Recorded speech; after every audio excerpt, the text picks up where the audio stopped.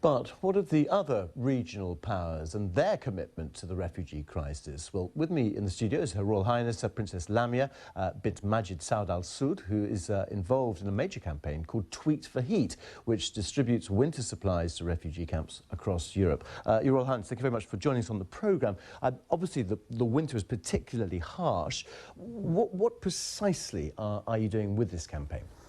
Well, actually, Tweet for Heat is a very interesting campaign. What we're trying to do here is to create awareness about the harsh winter condition that over 4.6 Syrian refugees are facing, and literally they're freezing to death. So what we're trying here to create awareness and trying to provide supplies for those people and make sure they're safe in their shelters. So what are you doing? Is it distributing blankets and also making people aware of the sort of conditions and the temperatures that refugees are facing?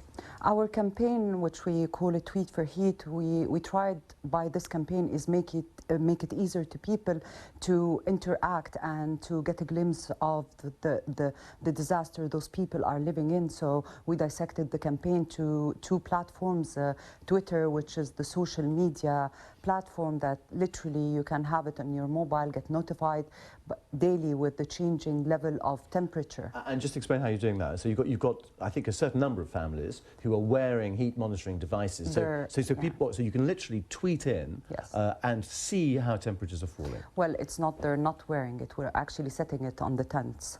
We're very curious and we're very keen to keep those refugees safe. So okay, because there has been criticism, hasn't there, of Gulf states. None of the Gulf states are actually signed up to the UN Geneva Convention on Refugees. Do you think the Gulf states are doing enough when you look at the burden, for example, on Jordan, on Lebanon, and indeed on Turkey? Okay, let me give you an answer about my country. So in Saudi Arabia, since the conflict happened in 2011, we've been receiving over 2.5 million Syrian citizens in our country. But the trick here, we don't call them refugees.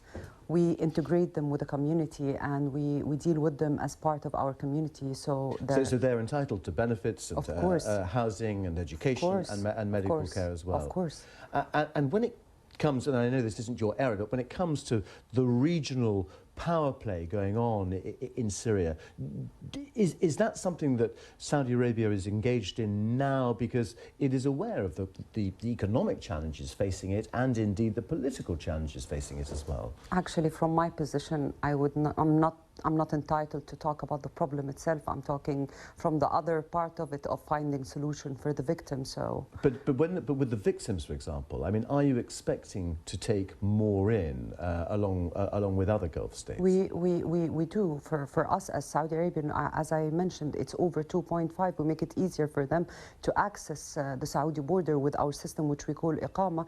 So they're in there with their families, with their loved ones, and they're literally our brother and sisters. All right, Your Royal Highness, thank you very much indeed for joining us on the programme.